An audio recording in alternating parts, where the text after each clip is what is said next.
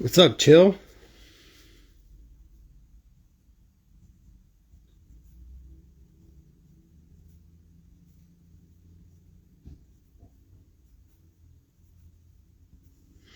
What's going on?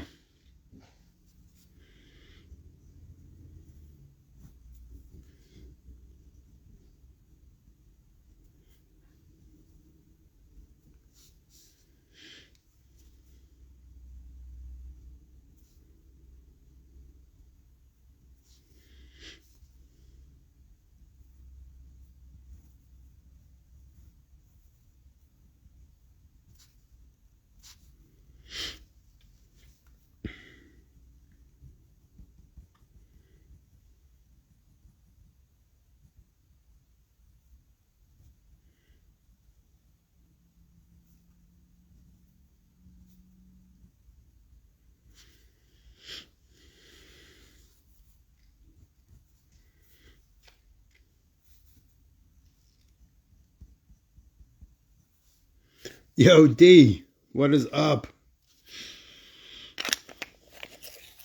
What's going on, buddy?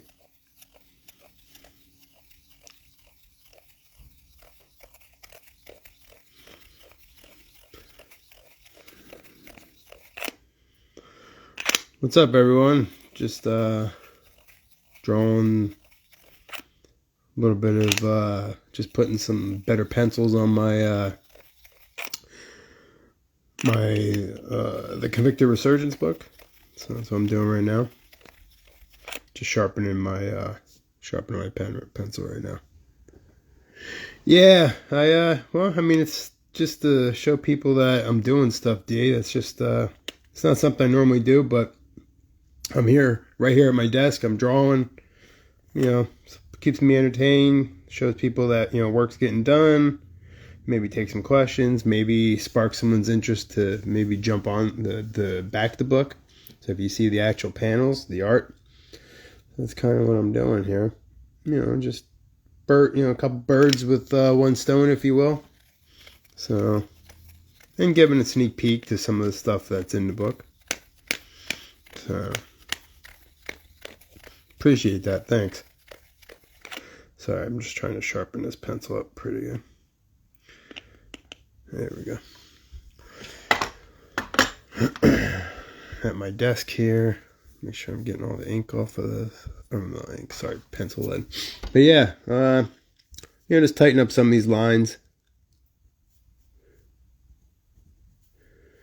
Right now, I'm tightening up some stuff on Dan Bana,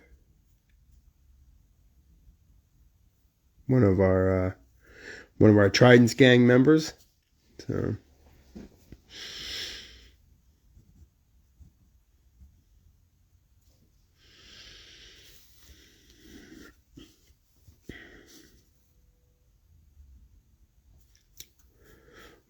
What's up, D? What are you doing?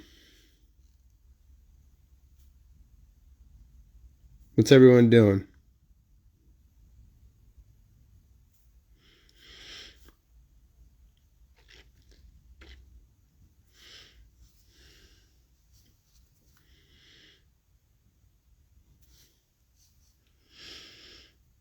Hey, Jerry, what is up?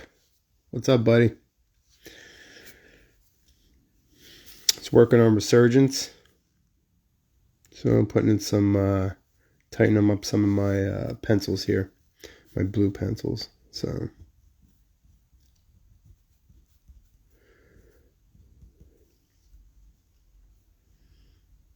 Yeah, I saw that Hulkzilla. That looks cool, man.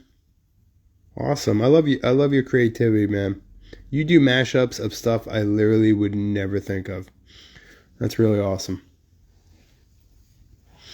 Really awesome, buddy. Keep up the good work because you're doing great.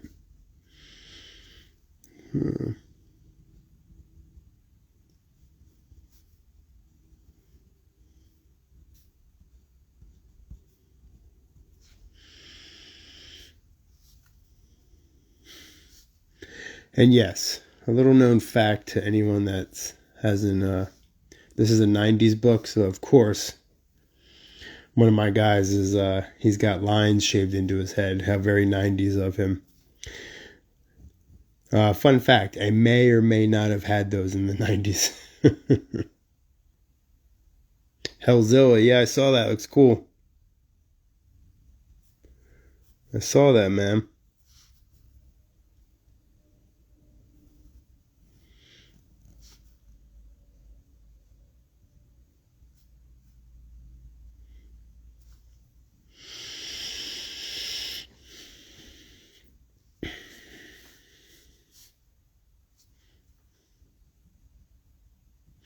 I would be playing music, but you know, I did this yesterday on Facebook.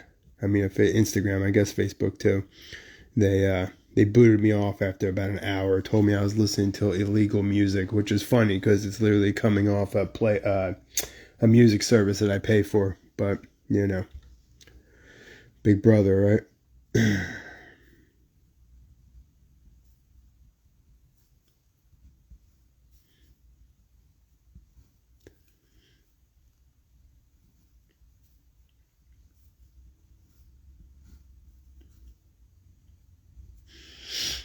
Hey Superman, you stopping in the Crossfire tonight?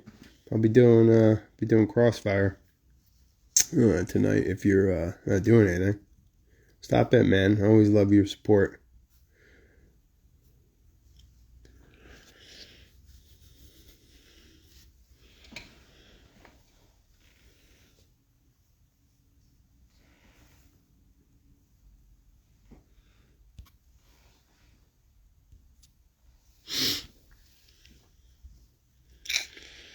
Just work on some stuff here. Working on about to start doing the Convictor here. Who's about to start doing him in a minute.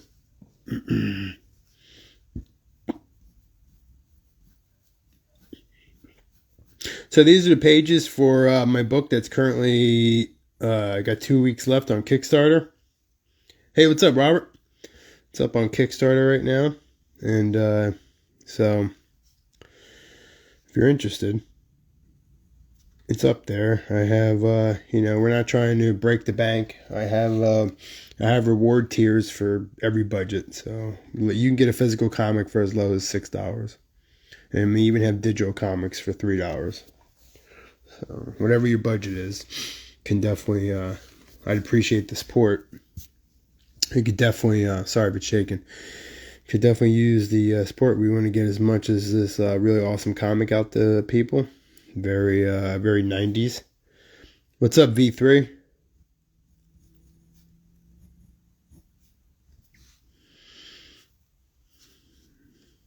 So I'm just we're just working on some stuff here. I have my line set in. See this line right here? This is where I'm, for the Convictor, I know where to put his eyes and stuff. His mask is very particular, so I have to usually put in a cross here, so I know exactly how his mask is going to form out. Alright, so then I'll usually put some points here, so I know exactly where the edges of his mask lie. And then with that said, once I have that, see the shape here, I know where to put in the stitching for the mask, right? Right here, so you see that? This is stitching for the mask, and then we have this cross stitching, it runs across the top. So this is basically how I draw this character that I've been drawing for literally half of my life. More than half of my life. I'm going to be turning 50 next year, and so I'm obviously 49 right now, and been drawing him for 37 years. And just finally decided to make it a comic in my late 40s. So it's up on Kickstarter right now. There's a link in my bio if anyone's interested. Go check it out. We have our first book, Hunter's Moon, up there too. So you could actually grab both of these books if that's if that's something you're interested in. They're both up there. So this is the second book in my series that I'm working on right now, which I never thought I'd be doing a second book, but just wanted to do make the first book, but it's very popular, so I decided to do a second one. So it's got a whole bunch of stuff to do.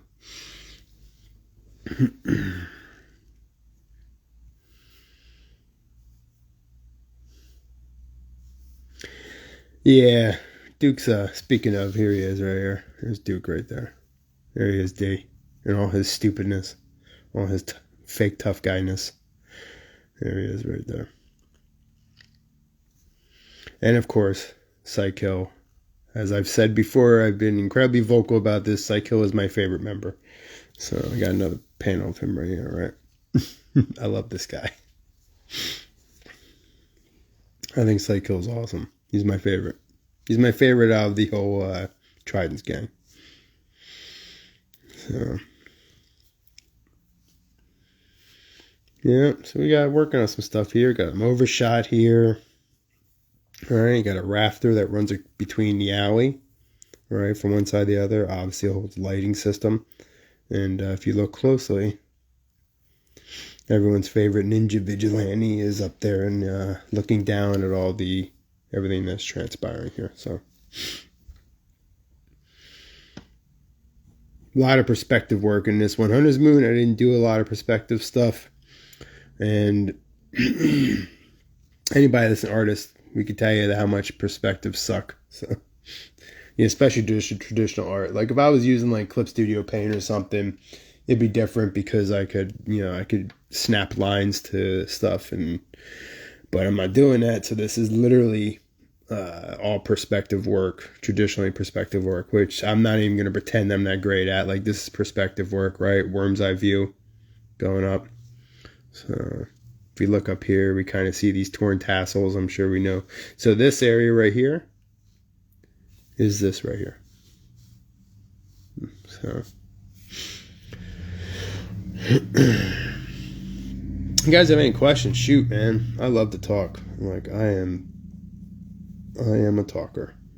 So and I'm sorry this shaking. I always want to get one of those things to go over the desk.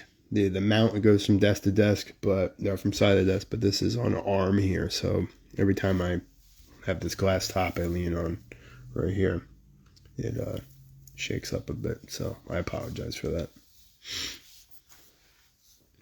I just want folks to see that we're working pretty well on Resurgence. We're taking it serious. And, just trying to make the best book I can. For anyone that doesn't really know me, I'm very much I'm detail oriented. Like like most artists, I'm temperamental, right? So I'm very much a guy that likes to what's this little camera here? What is that? Got a mic and a camera? Interesting. I'm seeing stuff here on this live that I've never seen before. I don't want to start pressing buttons because it gets stupid. Hey, for everybody just popped in, thanks for joining, whether you came by accident or on purpose. Those that don't know me, I'm Jason Farrow. I am the creator of the Convictor series, the Convictor, and which is currently John, what's up? Which is currently up on Kickstarter right now. So this is some of the panel work for my second book, which again is on Kickstarter right now. So if you like to support and check it out, and my phone's ringing. That's a weird. That phone literally never rings. If you like to check it out, go check it out. It's we got budgets for everybody. We're not trying to make crazy money on this. I'm just trying to get this book out there. This is a character I created when I was a kid. I literally was 10 years old when I created the Convictor. So it's kind of weird. I'm 49 now, so that should give you some perspective. So yeah. So the character is very near and dear to me. I think I'm going to put his eyes down here more. He is looking down after all, so there we go. That's a little bit better. I will tell you, if you don't know much about this comic, or if you are some of my awesome Cristiano, what's up? Hey, Cristiano, look, I'm literally penciling stuff that you're going to be coloring. It's weird, right? More traditional art, Cristiano. I'm sorry. I know you're so used to I wish I could send you some digital stuff, but my next book, Cristiano, will be digital. This one is traditional, though. I do like the traditional art. I know it's a lot of work for you to clean up. I do apologize. Alex, what's up, man? What is up? Speaking of somebody that's breaking some awesome artwork out there, do I ever work digital? I do, Robert. If you look, I'm not very good at it. It's, I very much am learning as I go. I'm not great. I certainly don't color digitally. Thanks, Chris. I appreciate it, Cristiano. Thank you very much. If you say it's good, then it's good, Chris. So, I tend to, I'm not great at it, Robert. I'm still learning. I don't color at it. That's why I have Cristiano, because I don't, I dabble in coloring, but that's something else I have to learn completely separate. And I'm still learning how to work like penciling and inking and stuff on it. So that said, Robert, if you go and look at my, my timeline on my account, I would put up a thing that has, Slate Comics, character Colt from Jack Sloan. I have him up there, and one of my characters up there. That's all digital. That's all digital work. So if you can check, like I did that digitally, so I can do it. It is, it's trial and error for me for sure. It's going pretty well, Alex. It's going pretty well. Just penciling a little bit here. Little Convictor, little Convictor stuff here. And again, I'm sorry that this whole thing's shaking. It's hard for me to do this and that, so.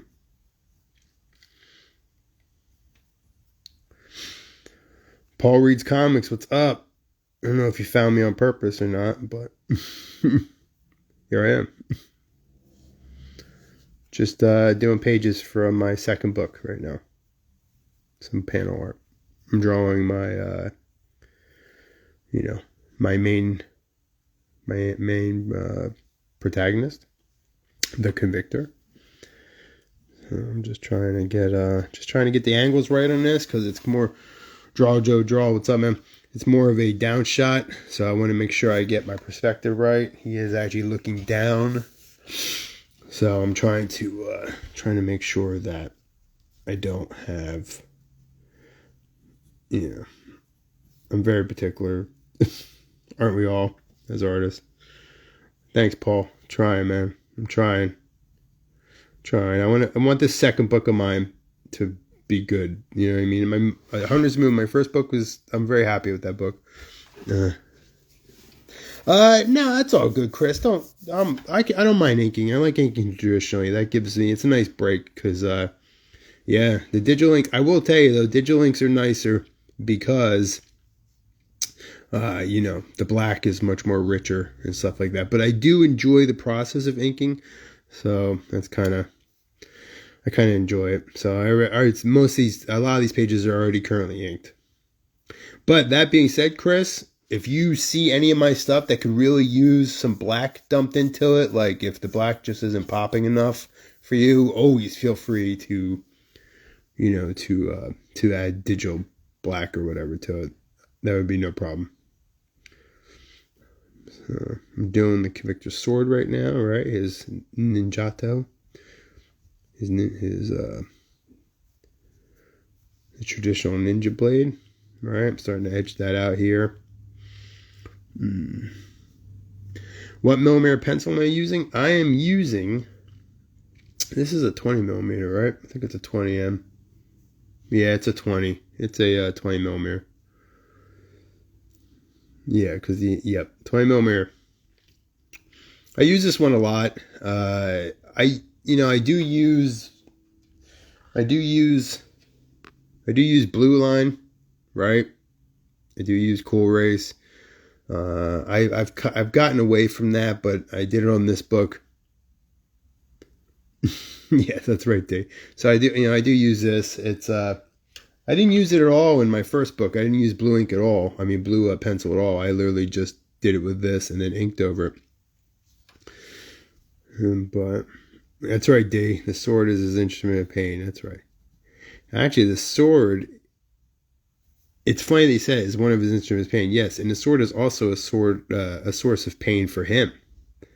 That's a little, that's a little piece of information. His sword is what's called in the ninja clan he's from. It's called what's called a legacy blade, a legacy weapon. It's passed down from father to son, and now if you ever heard me talk anything about the Convictor, I've said that he was born an orphan.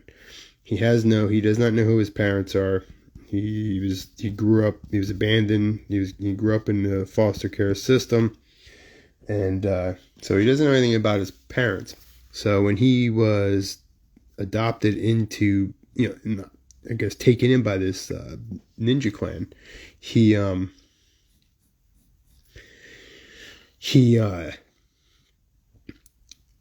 kind of found a family there, and so he was also adopted as one of the brothers in this ninja clan. And matter of fact, he found Nerd Juice, what's up? He found a father figure in this ninja clan as well, and so this sword was passed down from this surrogate father of his to him.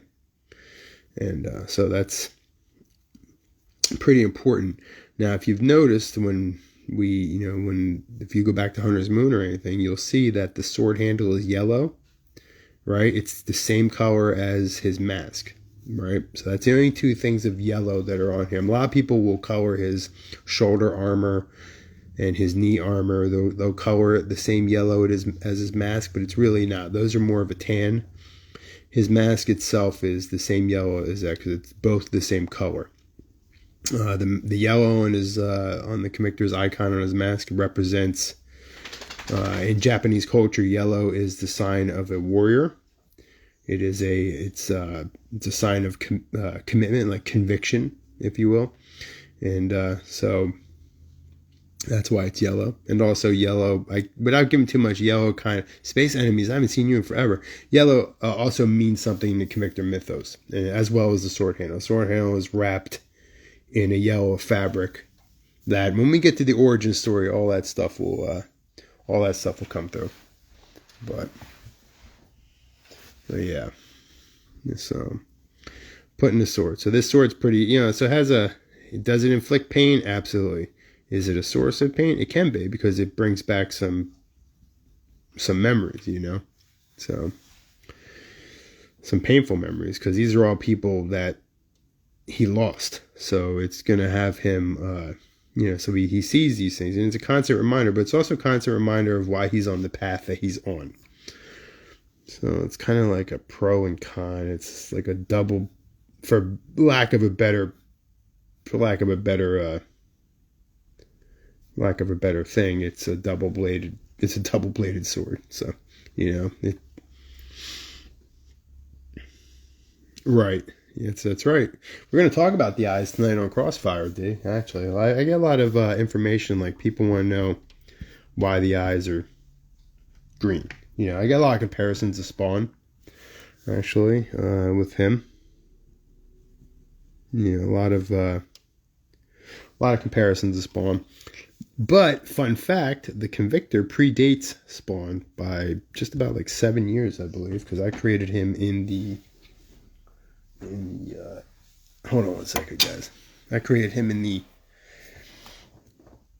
very early 80s, actually.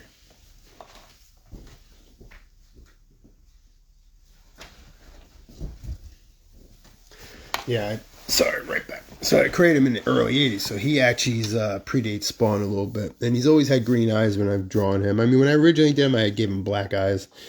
But the green came when I decided that his suit works a particular way. So that's why. So that's local. We're going to talk about that tonight. We're going to talk about exactly why his eyes are green. Now, if you read Hunter's Moon, there's some other stuff that's green in there. And if you see something that's green, then you have a good idea why his eyes are also green.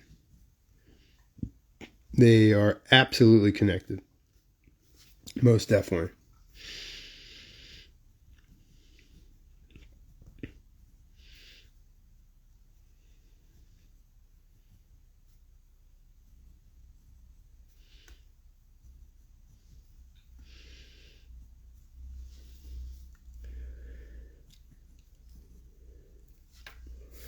But yes, and don't think for one second that he doesn't use these the glowing green eyes. These very much.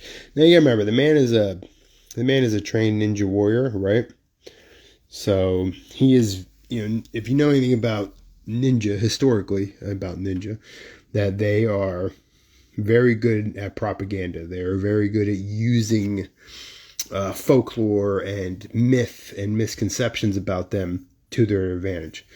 Perfect example of that is like ninja warriors were often uh, confused by Japanese country folk, and obviously samurai and warlords and stuff. They were considered to be Saturn effect. Yo, what's up, Chris? They were considered to be. They often referred to them as tengu. A tengu is like a crow-like, raven-like, like raven-like demon in Japanese culture, and so often the ninja warriors historically were talked. They thought they were tengu. They thought they were these creatures, and the ninja used that to their advantage. That helped them have this mystique about them.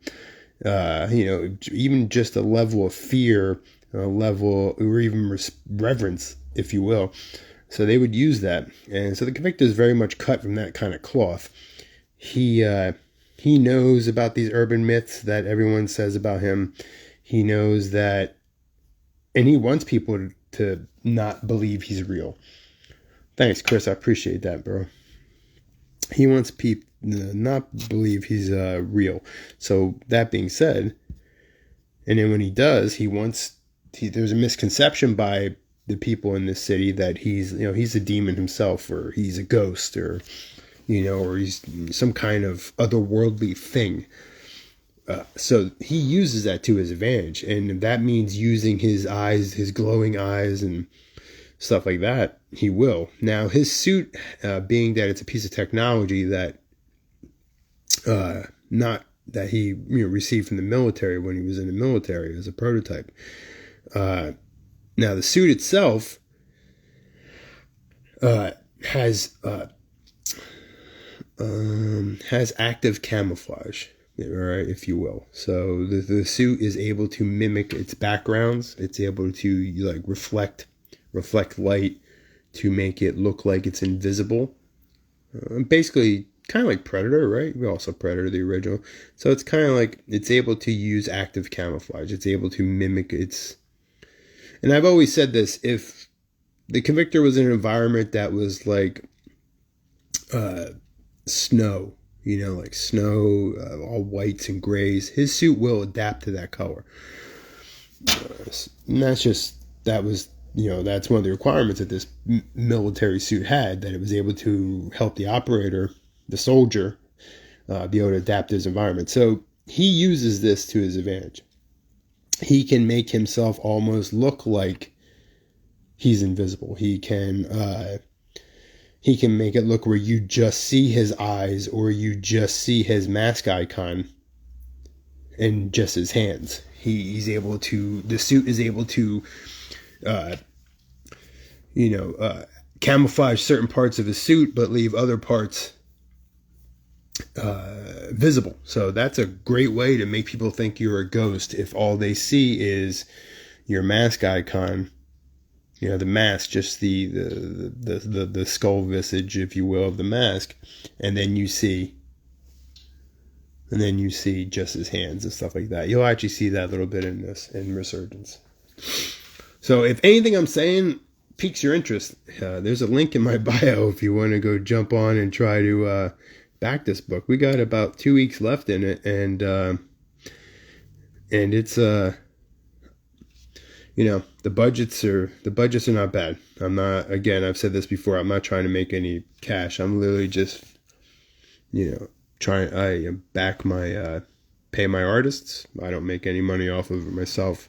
Whatever we overfund goes to stretch goals and making more books and going into, making more Convictor stuff. So that's all. It's nothing. I don't even factor in payment for me at all into the Kickstarter. I don't do that. We have physical comic books for literally like $6 on the Kickstarter. Thanks, Chris. I appreciate your support, man. I love your stuff. You absolutely know that. If anybody knows, my buddy Chris from the Saturn Effect, like if you like sci-fi, man, that stuff is great. And the writing is great. And the art is just, it's good, man. It's so much goodness that you can see in the background. The detail work, as a detail nut myself, love it. If you like, Saturn Effect is amazing. It's amazing. It's actually, Chris, you're going to be going to Kickstarter pretty soon too, right? Again? But yeah, I love me some Saturn Effect. I have all the books. So definitely I love what you're doing over there, Chris. I love sci-fi stuff, man. It's all like it gets my nerd going. Gets my nerd going. And I really and you're like your genres, like, yeah, I can't wait. Your genres are very much in tune with mine. Whatever your influences were, I kind of feel we had a lot of the same influences. So I get that. When I look at your books, I get that vibe. We get a little Blade Runner vibe. We get a little like Aliens vibe, and boom. It's all the good stuff from like sci-fi movies that I liked. It's just all in your books. Yeah, definitely. If you guys don't follow Saturn Effect, definitely go check them out. That's right, D. Ash cans. We're almost there. We're $282 away. So when we hit that $3,500 mark, I'm gonna, because all this stuff that you're seeing here, like this is all from old comics I used to make in the 90s. I used to draw these black and white for my friends. I would Xerox them. I would Xerox these comics, and then I would like hand them out to my friends, staple them, and they were kind of made long ways, like kind of like a comic strip. I believe it or not, in my art room in school, I was able to they were hang a weekly comic up. That's what I did. I would draw like 2 pages of the Convictor comic, and I would hang it in my art class, because my art teacher, her name is Miss LM. She was like a great teacher. She was so great that, although I'm kicking myself in the ass now, when I had her for my art classes all through high school, no matter like whether it was painting, drawing, whatever the class was, I had her, and I was such a pain in the ass because I refused to draw the stuff that she wanted me to draw. Like we would learn like still life paintings and stuff like that. And I wouldn't do it. I would just doodle the Convictor or draw something else I'm into. And we would do shading, and I didn't care. I'm drawing my own stuff. So one, which is amazing, because to show that she was a true mentor and a true artist herself, instead of getting on me to do these things, she started grading me on the things that I was drawing. So whatever I was drawing, she would take a look at it. She would actually grade me on that. And believe it or not, as long as I tried to apply some of these techniques to the stuff I was drawing, she did that. Like, that's like, when you're fostering someone's interest, like that's a real teacher there, Now, granted, I should have paid attention a little bit more, because I do suffer from shading and all that. And, but yeah, it was very cool. She was a great teacher. She was an amazing teacher. And so she let me hang up my Convictor comic strips. I would hang them up, and so everyone come read them.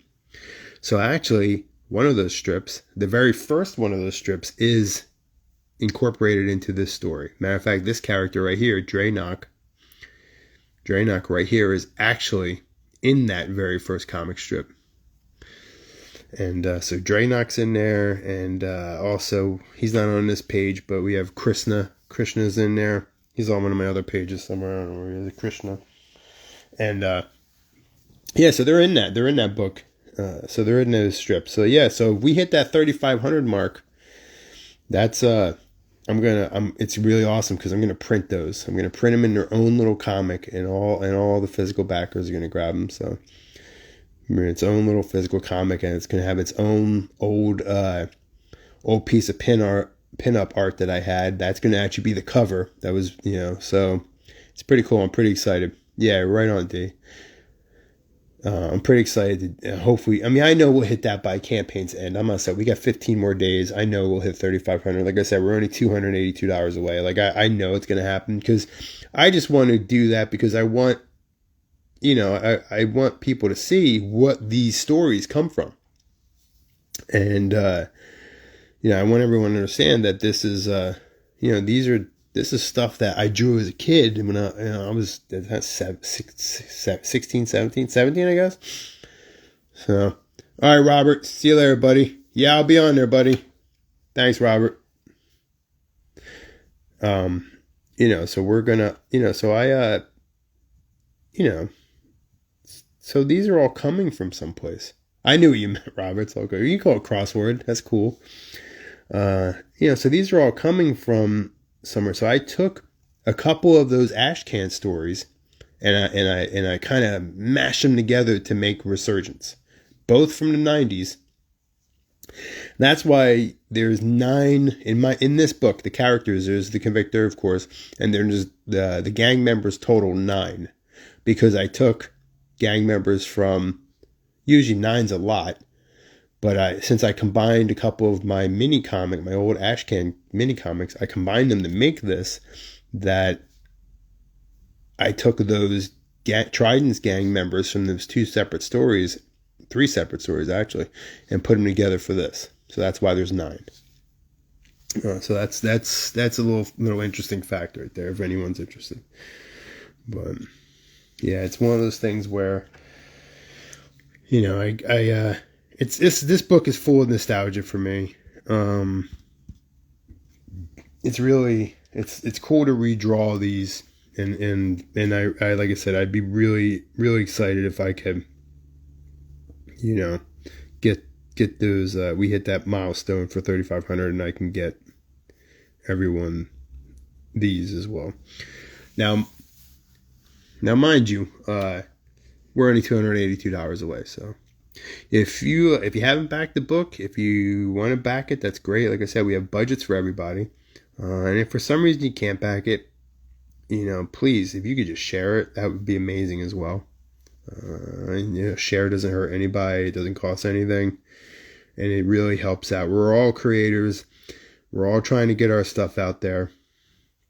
And it's one of those things where every little bit helps. We're all here. We're all in this together, right? So we're all indie comics, We're not Marvel. We're not DC. We're all trying to get our own cool stories that we come up with out for everyone. And, and that's the same thing I'm doing. Literally the same thing I'm doing. So here's what I'm going to do right now. I got to figure out where the Convictor's neck is. Sharing is caring. That's right there. So he's looking down, right? So you're gonna see here. A lot of times I'll do this. I'll put in these like real. Well, it wasn't as light as I wanted, but thank God I can make that part of his bandolier. But I gotta find out where his neck is, right? So I put in these lines like this. So this helps me know exactly where his flexion on his neck is, right? We got his traps. Convictor's got massive traps from carrying all his burdens. So, and of course over here on his back, right, we got his little mini combat backpack that he has, right? That's there. That holds his very formidable offensive and defensive, but mainly offensive weapon, the Teku. That's stored in the backpack. If you had Hunter's Moon, you saw that. That's where he stores it. That weapon is incredibly versatile. He can hold it in his fist. and he can cut and slash with it. He can also throw it. He can throw it. And it will always return to his hand. There's a reason for that. Very much tied into his suit. And the fun fact about this weapon that he carries in his hand, the Teku, it's in the shape of his mask. If you really look at it, if you've seen any of the Convictor art, or if you go have any of my books, the previous book, I should say, Hunter's Moon, go check it out. It's literally in the shape of his mask. That shape is incredibly important in my universe. So that shape is very close to his mask, and the Teku is it's a melee weapon. It's also a ranged weapon. You can also hook it to a cable or a chain and use it as a ranged weapon. He can use it as a climbing tool. And the best thing about it is when it's thrown, it doesn't make a sound. When it's going through the air, it's completely silent. And so that's the scary part about it. Like, you don't know when it's coming. It doesn't make any sound. And there's a reason for that, because it's actually made from an alien metal. Partially from an alien metal. It's been, it was forged with silver as part of it to help bind it. But it's also an alien metal from a crashed meteorite. Oh, it is very wicked on a chain. The old Wolfman found that out, didn't he? So, fun fact about that, D. That weapon is not the Convictor's. That weapon actually belonged to another member of his ninja clan. Her name was Chrysanthemum, and that was her weapon. That was her. She was very adept at that weapon on a chain. And so that is where that weapon is from. It is actually hers. So that is the Teku. And he learned how to use it on the chain from her. Now, that being said, he is nowhere near as good. He's nowhere near as good as she was. She was an expert with the Teku. But the Convictor here, he does okay with it. He's not quite as graceful as she was with in my universe. He's a little bit more, he does sure like to throw it though. And it's, it cuts clean. It's razor sharp. It never dulls because of being made of this meteorite. In my universe, it's a metal that, it's an alien metal. So that, believe it or not, like, that's a fun little thing, I'll tell you. The Convictor is very much set, for lack of a better term, in reality-ish. You know what I mean? Meaning that he's street level, right? So, yeah, I mean, there's no real, like, I don't have, like, there is no interaction with, like, my much larger characters who are, like, very much Superman level stuff. There's not that. But but his weapon, the Teku, is connected to that. It's connected because it's from a metal.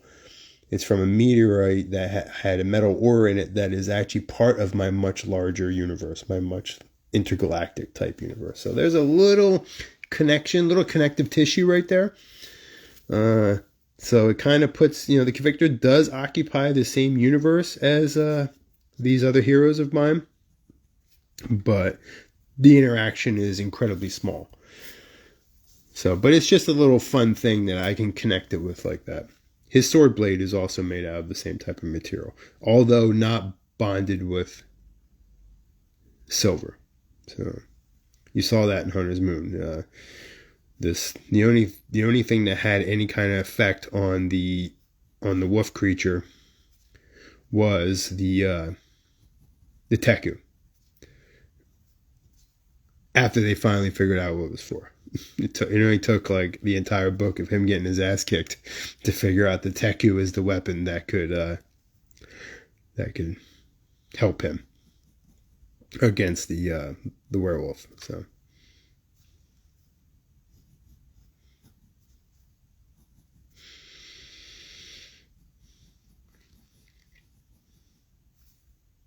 drawing his pauldrons, his shoulder pauldrons right now. The shoulder armor that he has. Now, if you notice, if you look at Convictor's suit, it doesn't have a whole lot of armor to it. Now, you got to remember, this man is a ninja. So this suit needs to represent the fact that he needs to be flexible and mobile.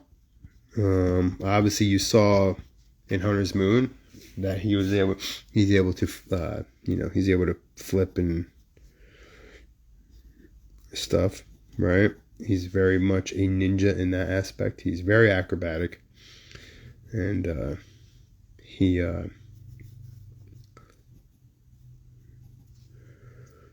got to put in these. Here it comes, the bandolier, the pouches. Unlike some comic creators, Jason Farrow can actually tell you what's in these pouches. Some comic creators just put pouches all over their guys and don't even think twice about it. I'm too detail oriented. I definitely know what's in them. This drawing session sponsored by Peach Mango Bang. I gotta be careful to kick me off of here for showing that too. Yeah, yesterday was fun. I was really getting into talking and drawing with everybody, and then freaking Instagram boots me off. Oh my, unreal. Tells me I'm stealing music. I'm like literally listening to music on a service I pay for. But that's the other thing too. A lot of times, if you see with traditional art, I will go through and erase some of the heavier lines if I, just to give them a little,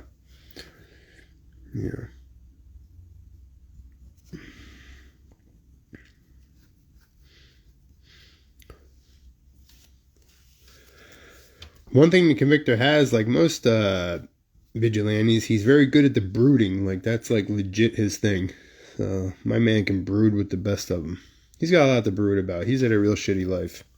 And he's lost.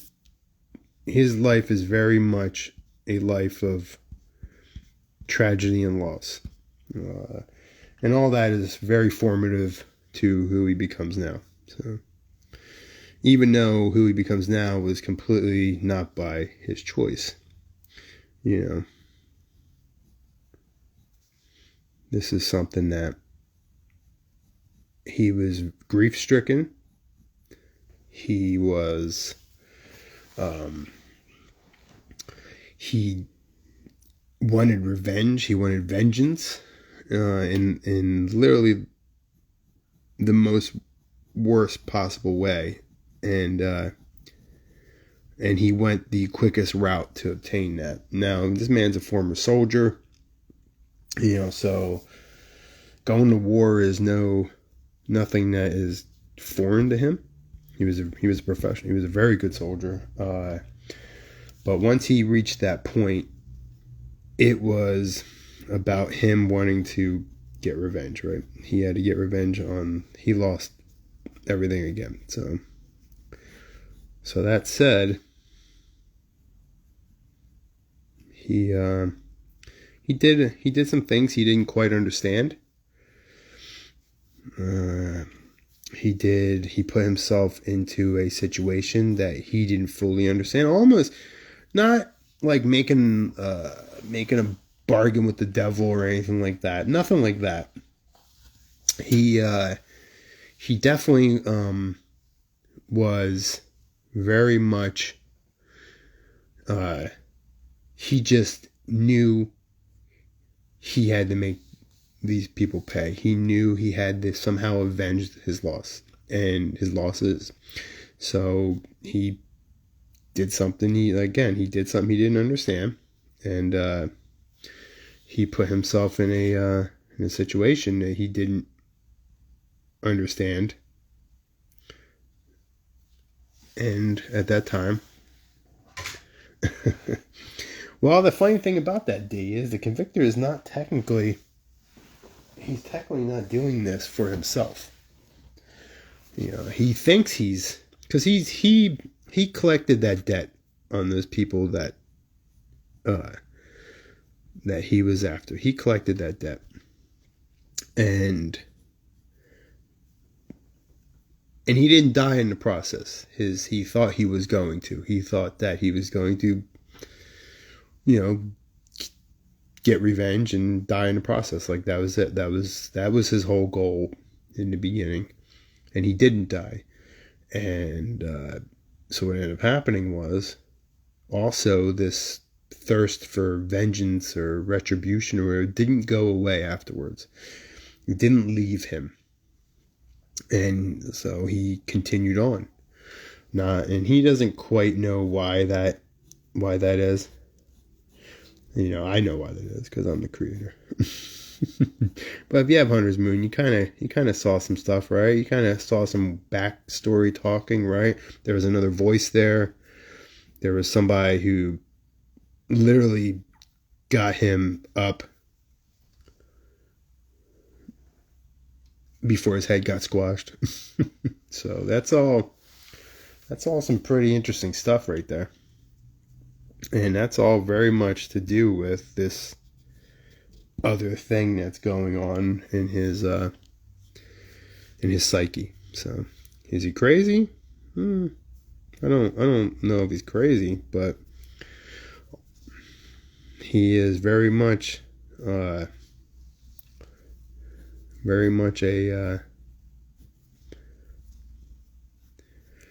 I don't think he really knows what he is. Honestly, I don't think he has any idea what he is. I don't think he knows.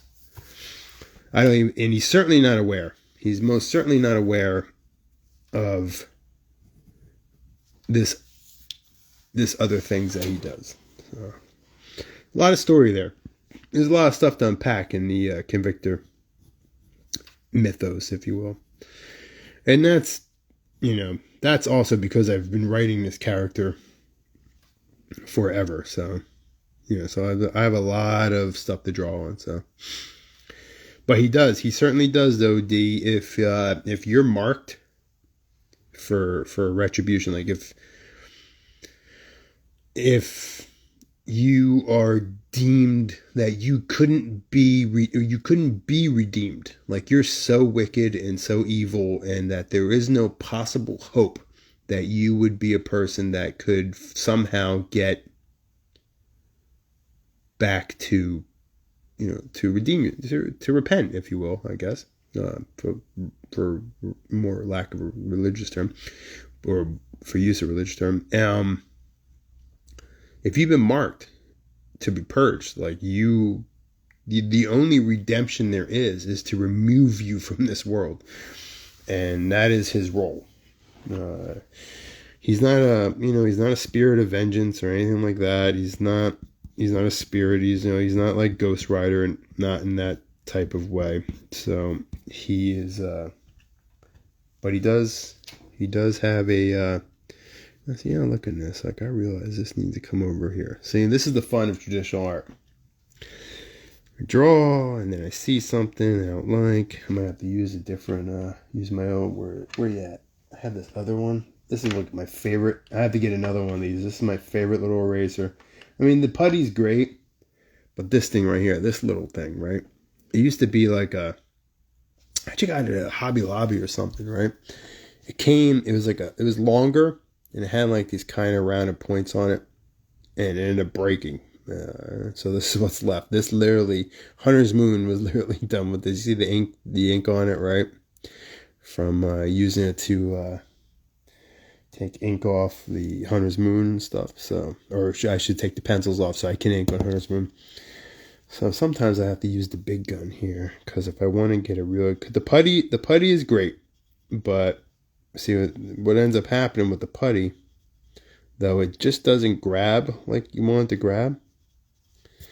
This one does. I really like that. I actually have to get the Hobby Lobby, get another one. Hobby Lobby is like crack for me. I don't know if you ever been to one. I'm sure you have. Hell Destroyer, what's up? Yeah, Hobby Lobby is like straight crack.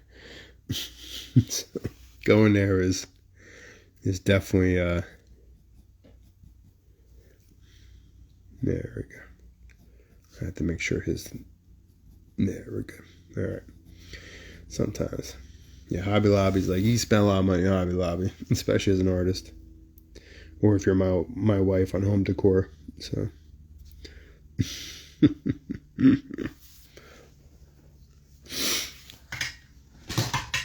Oops. Dropped my thing. Whatever. My headphones fell.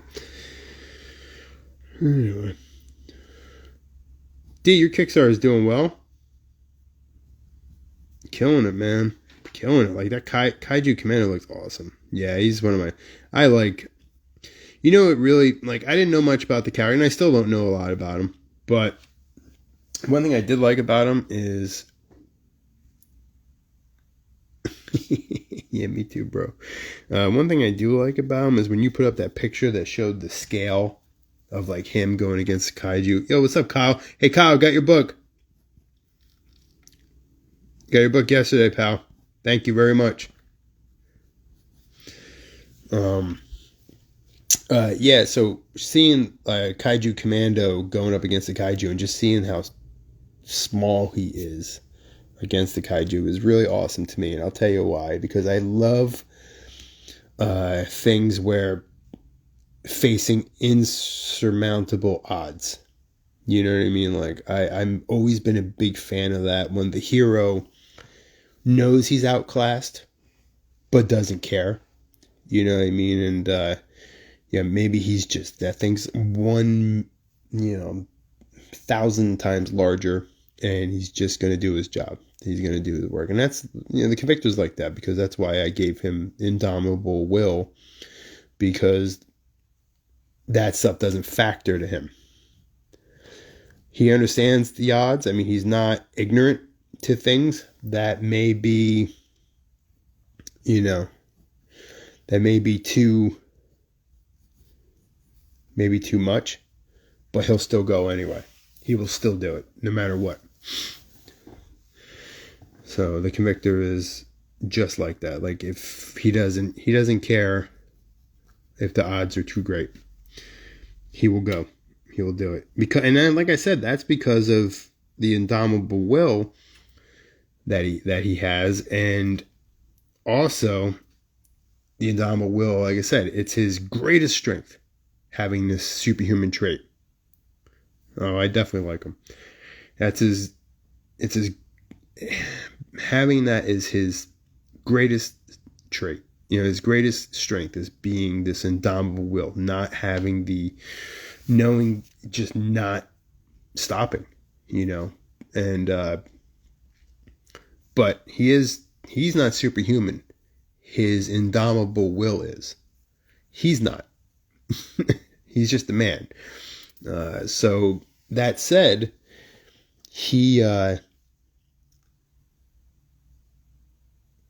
it's also a detriment. It's his greatest weakness as well, right? So you saw that in Hunter's Moon, that he will go and go and go, even when he should stay down. He will keep trying to be in the fight, and obviously you saw like that his body failed him. His will didn't fail. If he could have got up, he would have got up. His body failed, and that is very much him. That is absolutely the Convictor.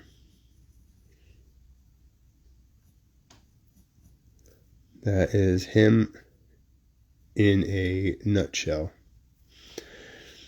But Toner, what's up? Yo. Yeah, that is absolutely him in a nutshell. And so that, again, it's a fantastic trait to have this. This fantastic superhuman trait to have indomitable will.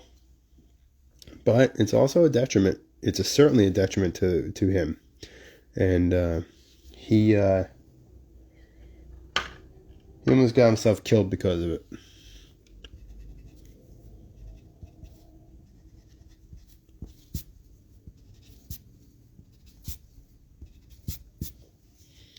He almost got himself killed.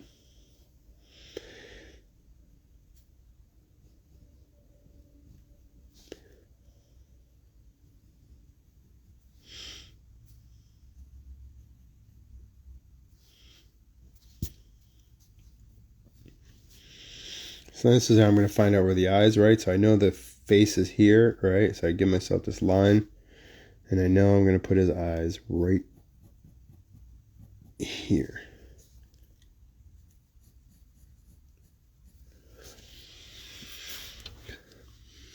So I usually try to have, and that puts, if I know his eyes are here. So I've been drawing this mask for so long, right? That I have like certain areas that I know. Once I have this set, I know that, he's got the cross, I call it the crossbar. I mean, it's really not what it is, but crossbar and, right. So that puts it here. That's going to put his nose right in here. Toner, yes, this is part of my comic. This is the one I currently have up on Kickstarter right now. This is issue 2 of my Convictor story. Yep, this is literally the book that's right now on Kickstarter. Yep. Yes, sir.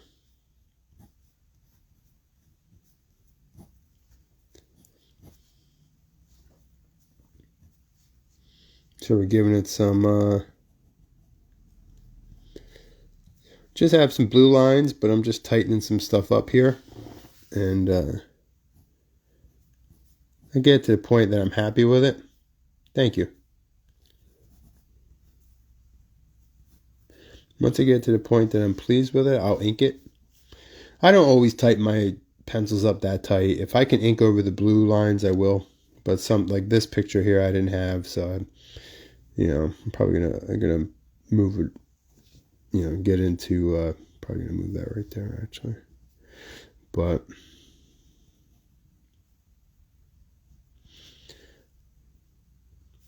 that's one thing, D. If the Convictor squints at you, that's not good. It's not really good for you. When he squints, it means he's analyzing or possibly. So that's not always good for the.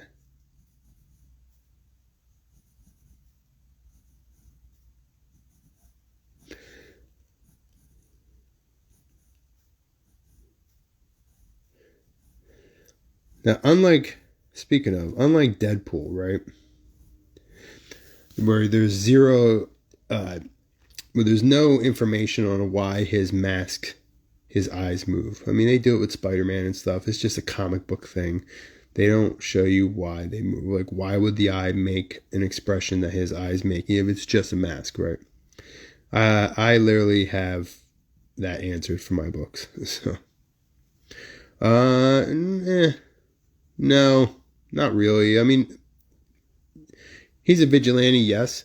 No, he's not so much like Deathstroke either. He's his own thing. He is most certainly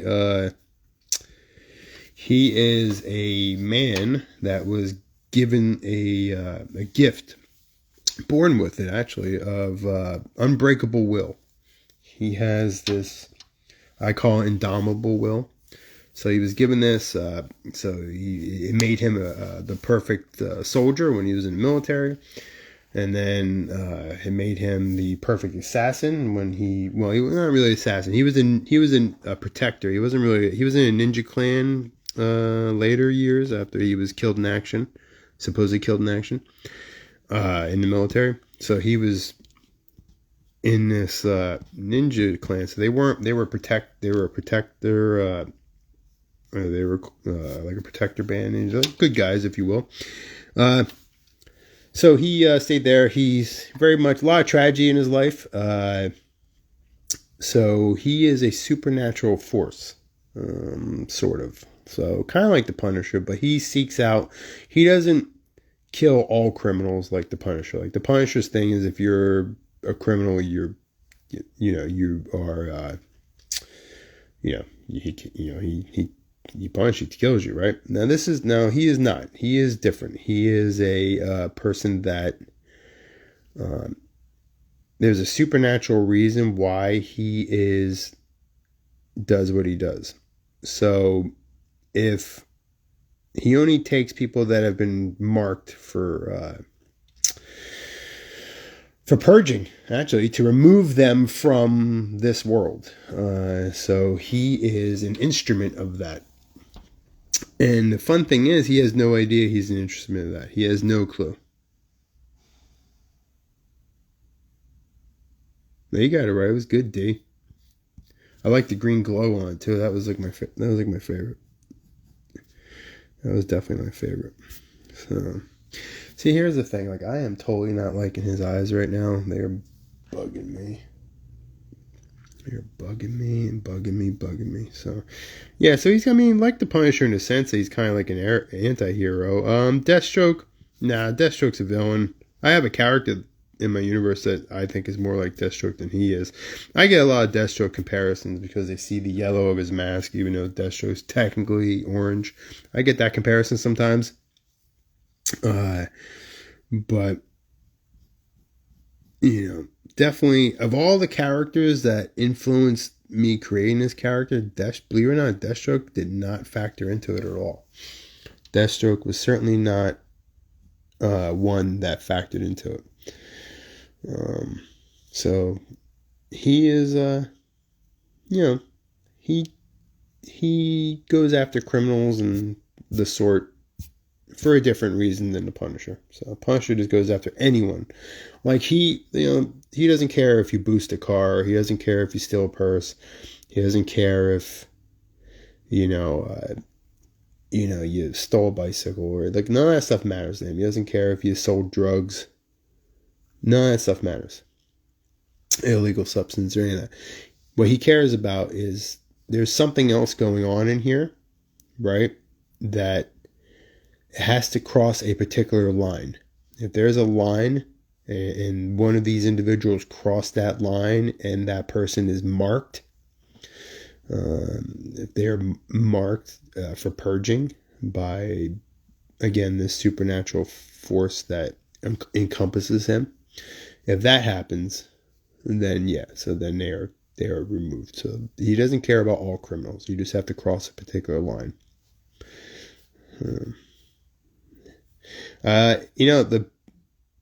The book is on Kickstarter. The first book is also on this is currently on Kickstarter. The first book is also on there. So if you, you want to check it out, It's on there. You can get both books for like $20, I think. And that comes with both digital comics too. So it's a pretty decent value. It's called The Avatar's Path. Because that's what he is. He's an avatar of retribution. Unwittingly. Right on, D. I like that. That's good. That's really good, bro. Yeah. And the thing is, like, it's not him determining if the line's crossed. There's, like I said, there's a whole other thing going on here that determines whether or not that line is crossed. So, it's not even him. Not in a sense like that, anyway. But he is,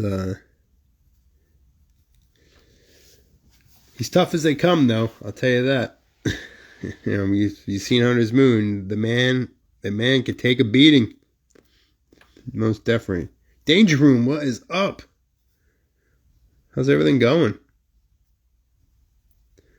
Just drawing, penciling some of the pages for Resurgence right now. That's what I'm doing, showing everybody that we're getting some stuff done. How's it going?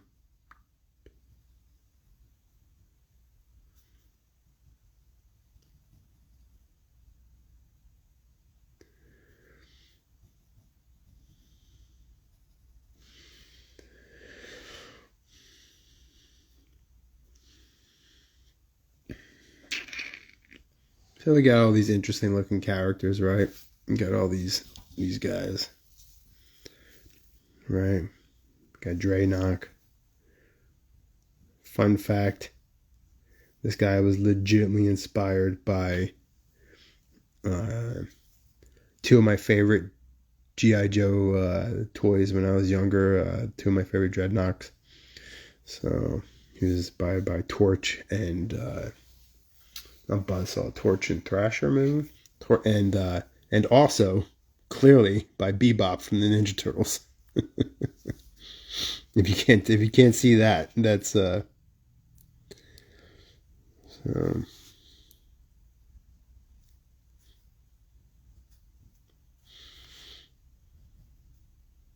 there we go. That infamous Trident gang logo. They all have these tattoos somewhere. Like they don't. The Trident's gang don't use colors. You know, like some gangs. There's no. They know there's no colors with the Trident's gang. They don't. You know, that's not their thing. They're not a gang like that. You know,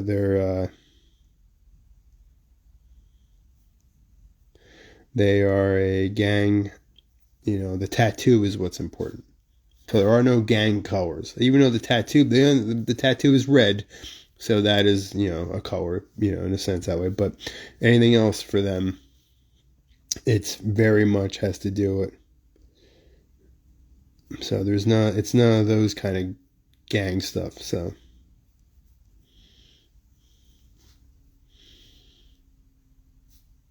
yeah, HPK, yeah, he's gonna. HPK is most certainly going to test the Convictor. So, or is it HPK that's going to get tested? Who knows? Right? Who knows? Yeah, HPK is it's going to be good for him, but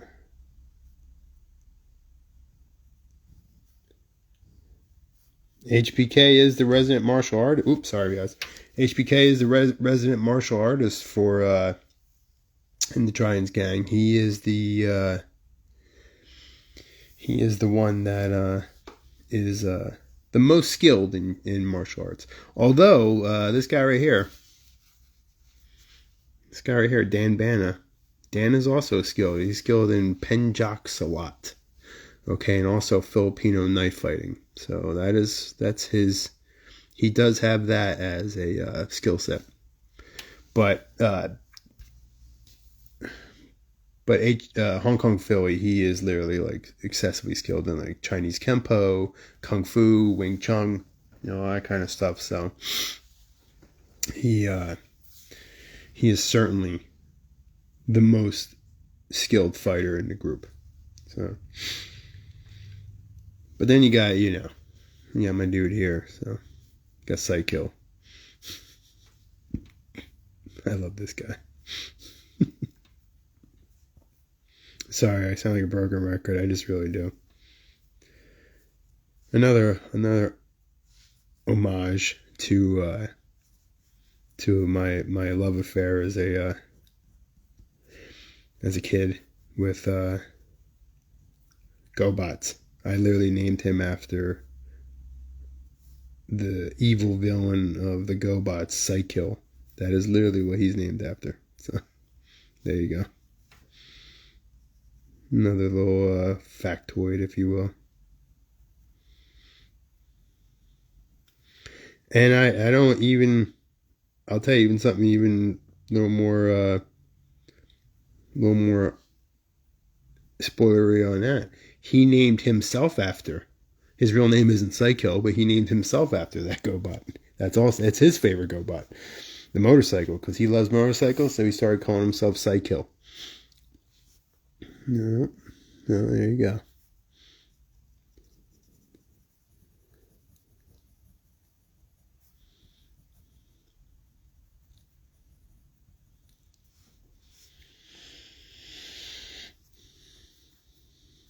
Psycho's cool. Thomas, what's up?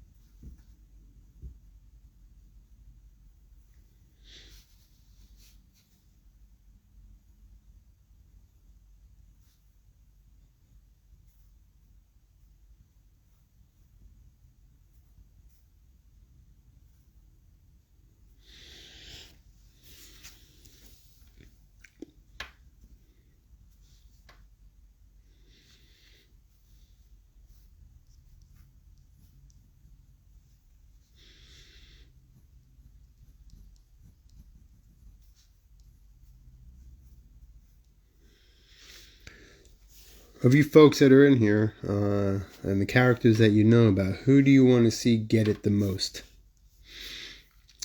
out of these gang members? Who's the one so far? Just knowing what you know.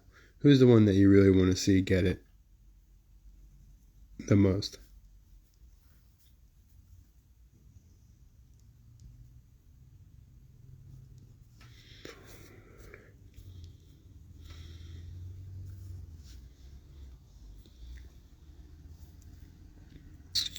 Not really liking this right here. I'm going to take that out of there. I'm going to change it. This is the old man, the victim, if you will. And I'm not really feeling that. I'm going to pull that out of there right now. But I'm just trying to, just doing out his suit right now. He's got this suit right here. So I'm just trying to fill the suit up. The one with the bat, yeah? You want to see Julius get it? Big Julius? Big Juice? They call him Juice. Yeah. Yeah, he's, that's going to be a good one, too. It's going to be really good. That's, each one of these, there he is right here. Toner, right here. There he is right there. From the overshot. That's him right there. Yeah. He's definitely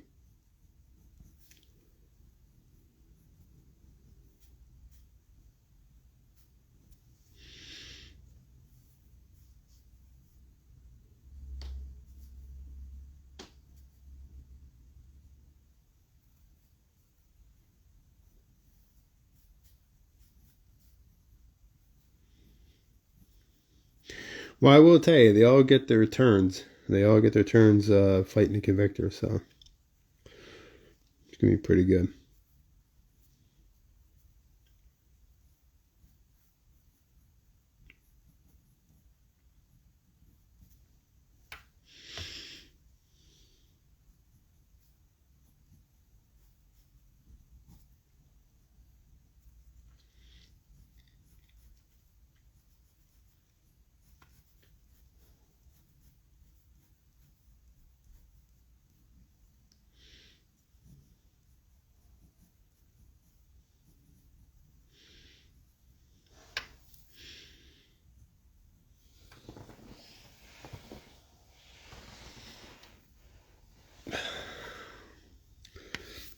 So I'm up here, right, and I hear this heavy breathing.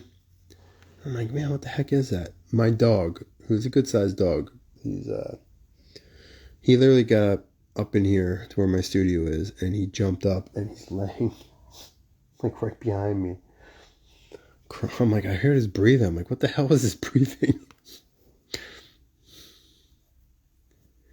Because I know I'm alone. My kid's in school. My wife's at work. So I have no idea what the heck that sound was.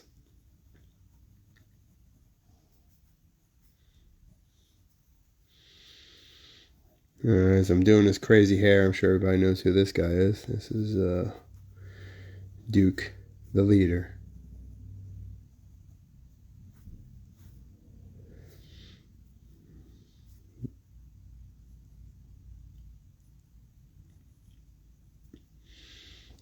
Duke's the toughest guy. Just ask him. He'll tell you. He'll tell you how tough he is.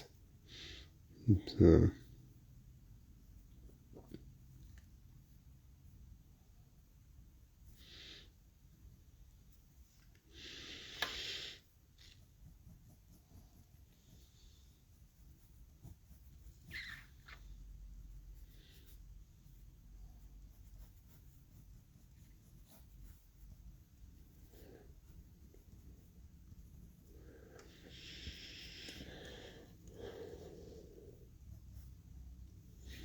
Oh, look at this guy who just came in. Bro. What's up? What is up? I did not expect this. I know you're doing the whole work gimmick, so I didn't expect that, bro. What's up, man? Just drawing a little Duke right now. Just penciling in some of my roughs on everyone's favorite punk. Well, I shouldn't say he's probably no one's favorite, but yeah. Duke being Duke. So drawing some Duke being Duke.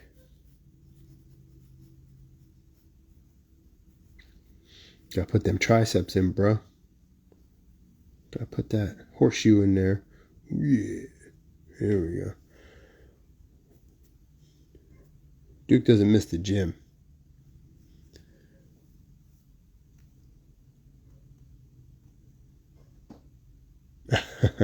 I was, just wanted to do something. I me, I named this now. I call it Drawing Fire. A nice little, me, I love those nods, those double meanings. So I just did it yesterday. It was pretty fun.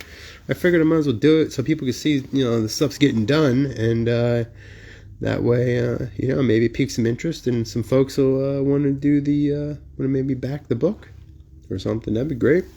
Or at least, or my backers can see that shit's getting done. But there's your boy right there, by the way.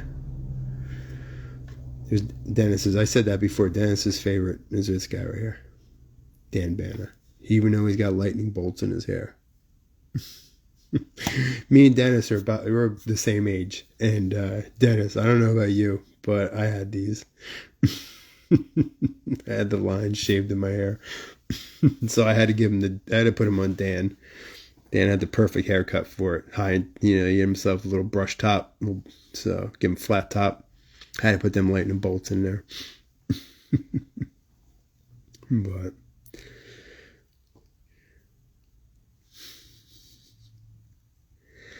so that's a little piece of information for everybody.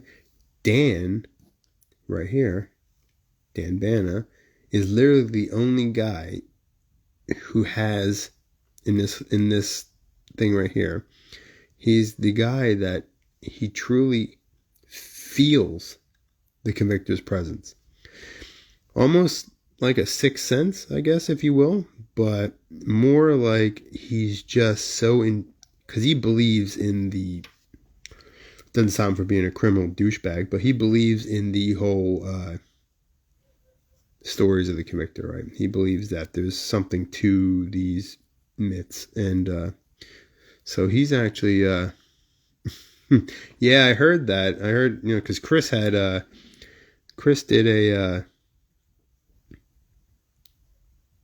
from Homebrew did one for 100 backers. So I don't know. Never know. I don't know. I do have room I wouldn't mind having a Convictor tattoo, honestly. Well, just the icon. But yeah, so Dan here knows. Dan knows something's up. He knows he's being watched. Yeah, obviously you see up here that those look familiar. If anybody is familiar with the Convictor, we've kind of knows what these are, and so something's up.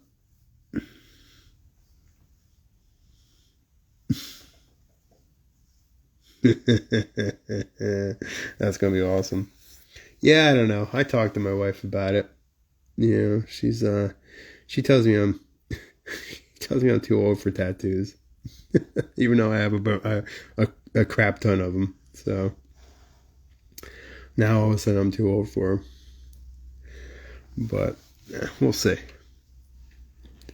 Of all the tattoos I have, like, I'm not sure how I don't have a Convictor one. I mean, honestly. So we'll talk about it. I think it's fitting. I think I should do it. I think that'd be pretty awesome, actually. Just the mask, but yellow's hard. Like, yellow's a hard color to sell. Back piece. I already got something on my back. My back's good. So You got a green dragon back there. But yeah, I just I don't know. I definitely didn't want to do the mask, but yellow's a hard color. I'd have to do something with the, because I would like just to do the, you know, the icon. So, but I said yellow's hard. I'd have to put some kind of background on the back of it. So, I got some ideas. Always got ideas. That's the problem. Non-stop with the freaking ideas. Always. I wish I could turn my idea part of my brain off, because it just ends up giving me more work.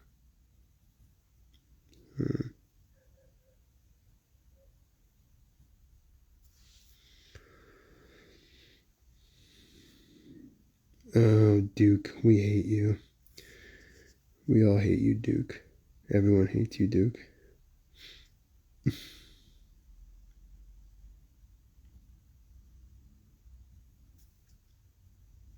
That's what you said, D. You said that the other yesterday when I did this, right? Who would get a word in edgewise between Duke and Dracula?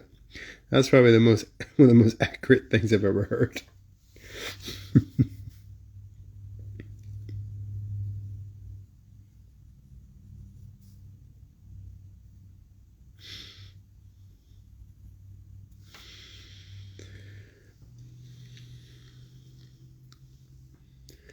Yeah, Duke's he's a real jerk.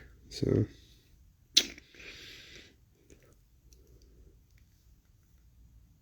There we go. Gotta love old Draenor. Love him. He's one of my other favorite characters. I told you, because he's kind of special, because he's literally mashed together with couple of my favorite G.I. Joe villains and Bebop from the Turtles. So he really means something to me, this guy. But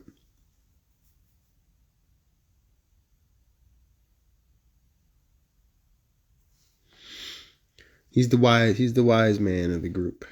He's definitely the elder statesman, if you will. He's the oldest member of the Trident's gang.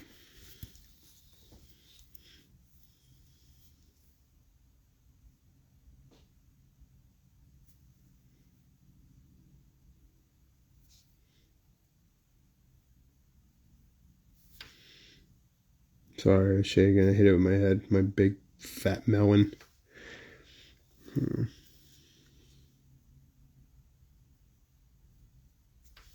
So Dennis, if you're still here, I just saw that piece.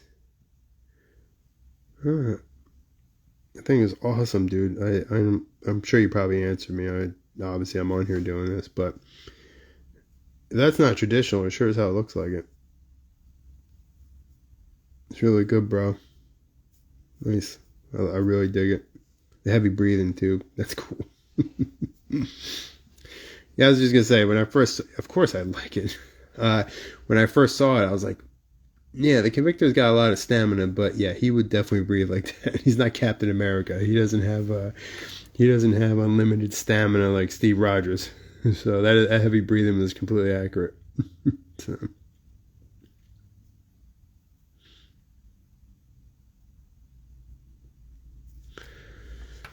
Yeah, he's definitely not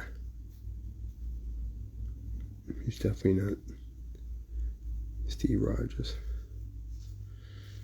Like I said, man, don't tell his will that though.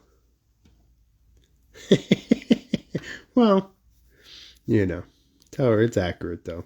I mean, he literally looks like he doesn't have his bandolier on, so it looks like it was a long fight. So he's going mano a mano, and he's got 9 of these guys to get through. So look good to me. I think it was accurate. Very in tune with the character, as most things that you do are definitely always you get them, you get it. So you're always on it. So.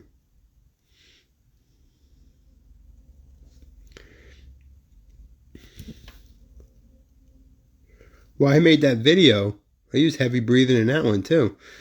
I did that video where where he's coming with the lights are flickering and all that. Like, I'd put the heavy breathing on that too. It wasn't his heavy breathing though. It was the guy he's stalking that was firing those rounds off. If you look at that picture that Sleek made, you can see the bullets ricocheting off of the shoulder pauldrons and his van braces on his gauntlets. And you also see that he's taken a couple to the chest too. If you zoom in on his upper, it would be his upper left side of his chest. You'll see there's some blood splatter coming out of the back of his upper chest too. So the heavy breathing was definitely on. No, heavy breathing's the way to go, man. Shit. That's how you do. Heavy breathing, bro. Nah, it's good. It's good. I really like that picture, bro. I did not expect that. I was pretty stoked to see it.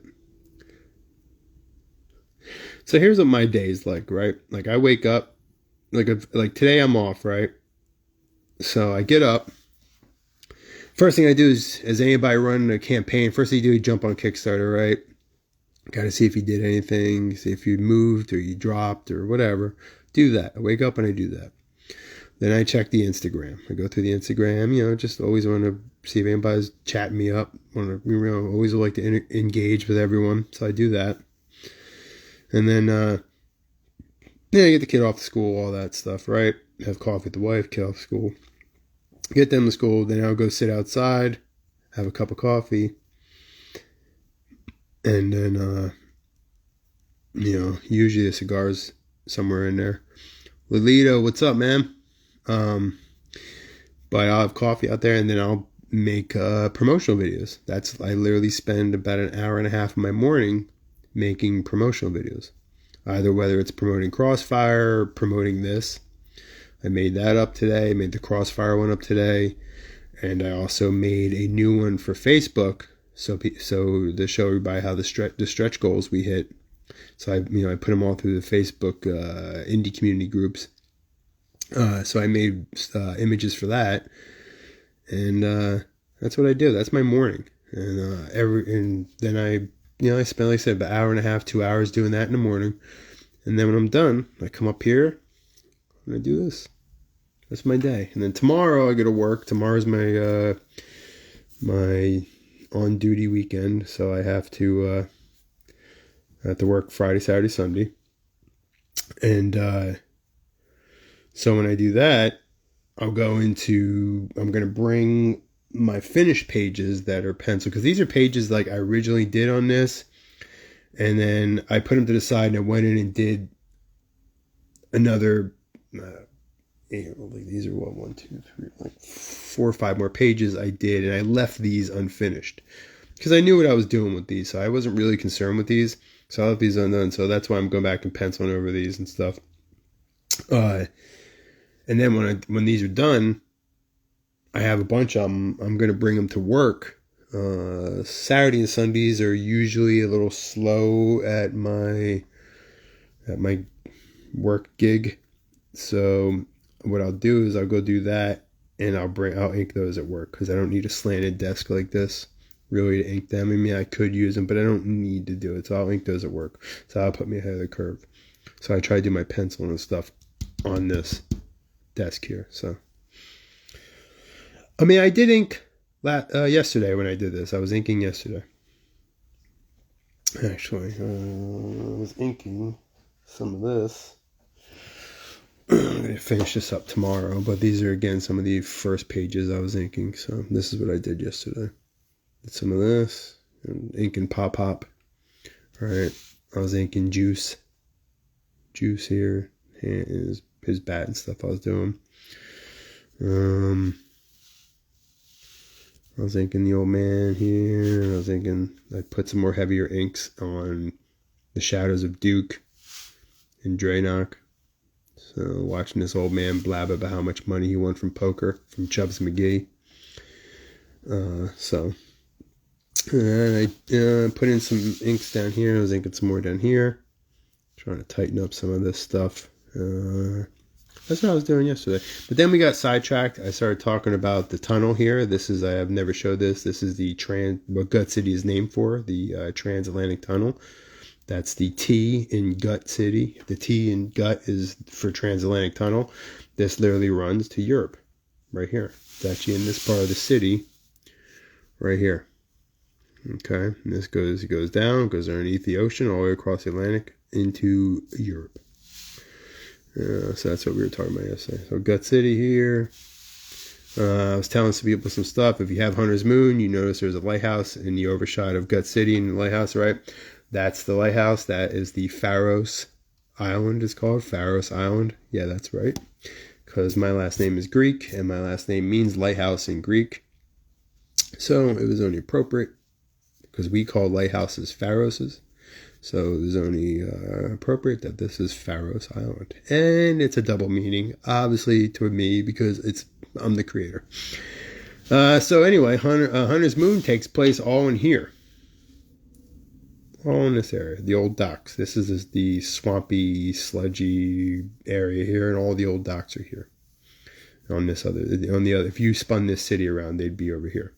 So that's where that all takes place, right here. Hunter's Moon, right, is here.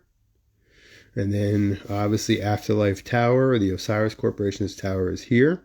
So it's much larger, but you can see it from anywhere in the city.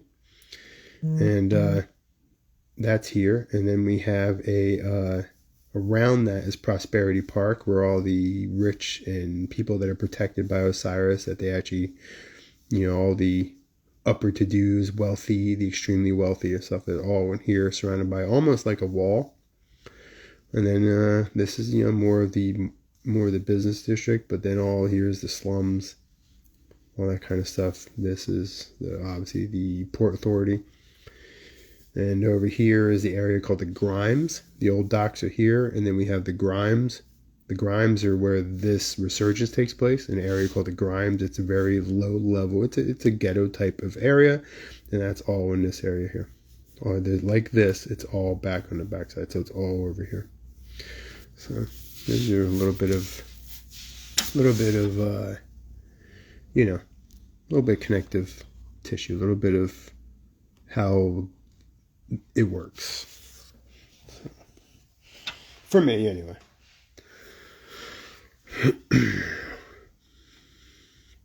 Anyway, so yeah, and if I take my face, you could see my ugly mug in my reflective desk, right there. Sorry, let me scare anybody. So as I do, I spend drawing, and then probably another 20 minutes, I got to peace out and go get my child from elementary school, go pick her up. She's a bus safety, so she's a big deal. And so she's a bus safety, and she has I have to get her after she's done doing the buses for everyone. So.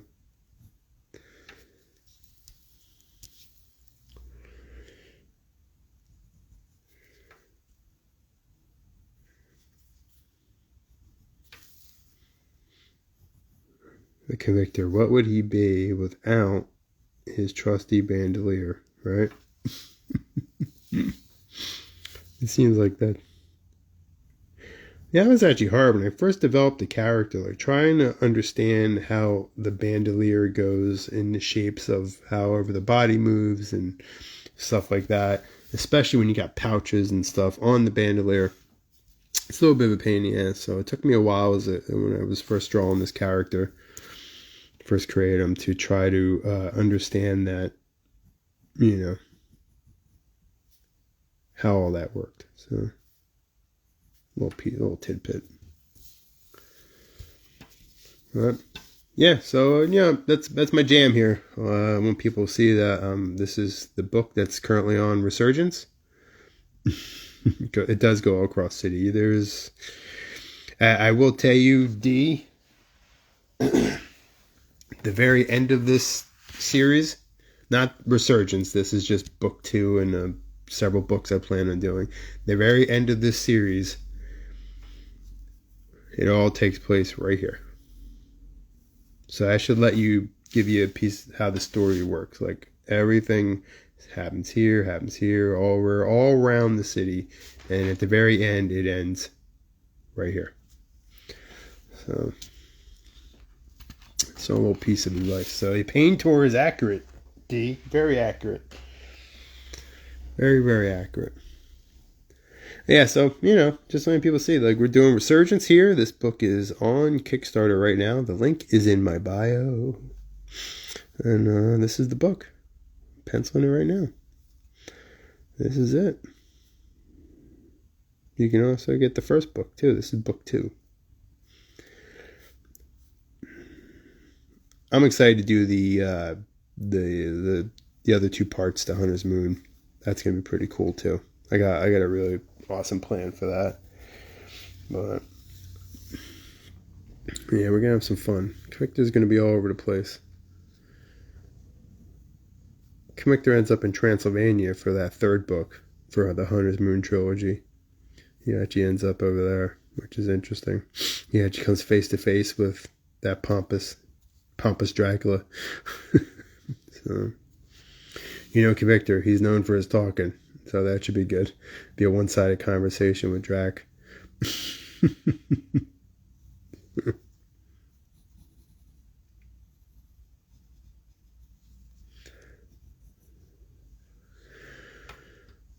I'm like, does Dracula have an will Dracula continue his monologue with the Convictor in his presence? That should be pretty interesting.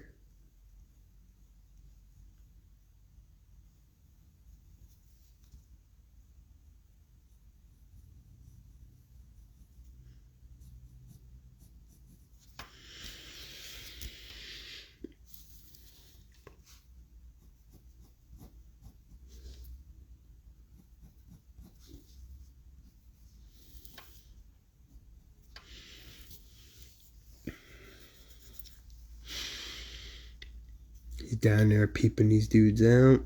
Right? He's giving them that. Giving them the look. Checking all this stuff that's going out. Now at this point of the book. Oh yeah, more monsters, more mayhem. More talking in the 3rd person, that's right. I will say that Convictor has a pretty good line with Dracula. There's a point where he says something that it makes me giggle when I wrote it. So, Now I wonder what Dracula would think if he actually bit the Convictor. That would be interesting. A vampire Convictor, that's a prospect. For sure. That's interesting. It's an interesting thing to Dano, what's up? I haven't seen you in forever. What's going on, man? I'm just drawing for my 2nd book. It's on Kickstarter right now, so I'm actually drawing some pages, doing some panel work on it. Haven't seen you in forever, Dano. Hope you're doing well.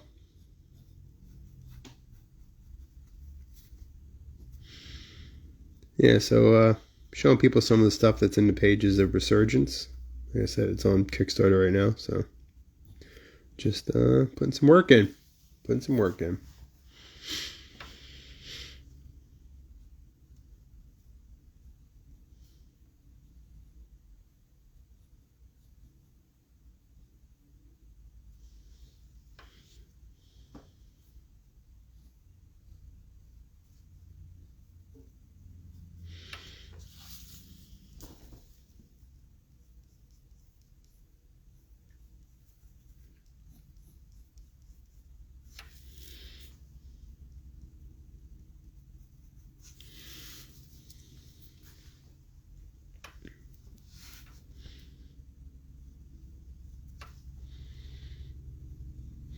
Hey D, we're still going to take the Convictor and throw him in outer space.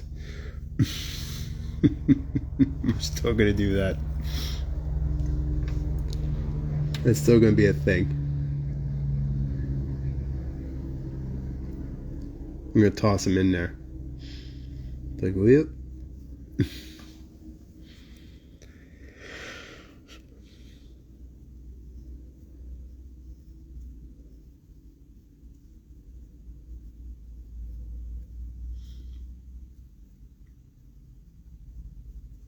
Like, that's what I was saying, D. Like, I actually have characters that are from, out in space. So I have one character in particular that it would be no problem for him to come across Kid Nebula.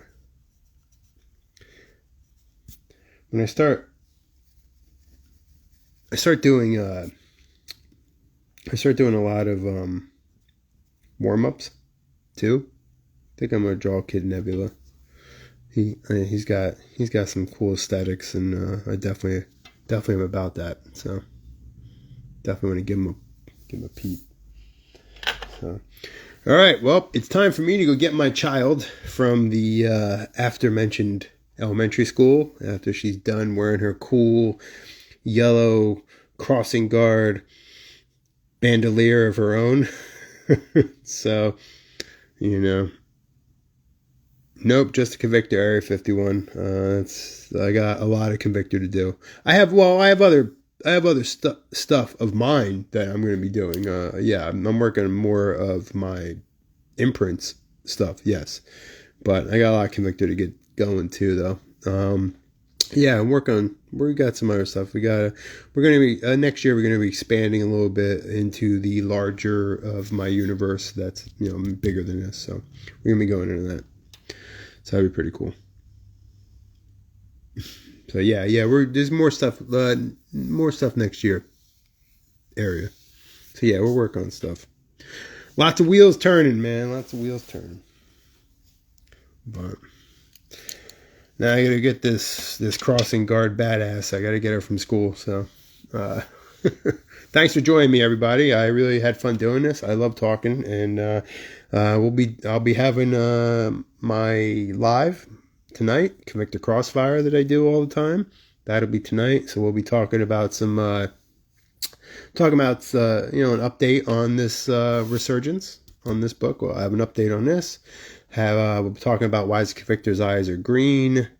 We'll talk about our 100 backer stretch goal that I just having a really cool idea to do. Talk about that, and of course I'll take your questions. So that's tonight, 8 p.m. right here on Instagram Live, Eastern, 8 p.m. Eastern, Convictor Crossfire. So I'll be there blabbing away. So if you want to check out this, you can head on to the link in my bio. You can go check our Kickstarter out. If you haven't pledged already, check it out. The budget is for everyone. I have tiers for everyone. So if you check it out, that'd be great. If you can't, if you could share it, that'd be great too. All right, guys. Thank you. I appreciate all of you.